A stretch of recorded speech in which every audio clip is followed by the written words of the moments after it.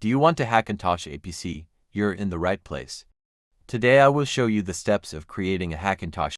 Firstly, must check if your hardware is supported in the link I put it in the description. For example, Celeron CPUs are not supported by OpenCore, the most updated bootloader for Hackintosh. After you check that your hardware is supported, you need to download the OpenCore package that is in the description and extract the Mac recovery folder, and you must install Python for open the Mac recovery.py file in the command prompt and select what macOS version you want.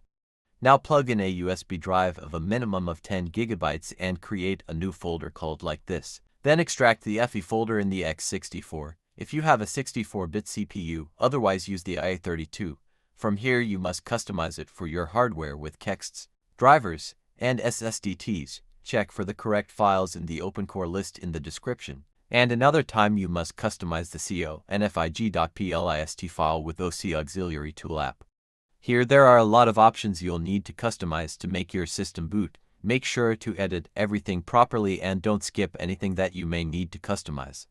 This procedure is different for every PC, so make sure to follow the instructions for your system in the Dortania guide. Before booting, go into your BIOS and change those settings. If they are not present in the BIOS, could mean that your system is already ready or your motherboard doesn't support Hackintosh.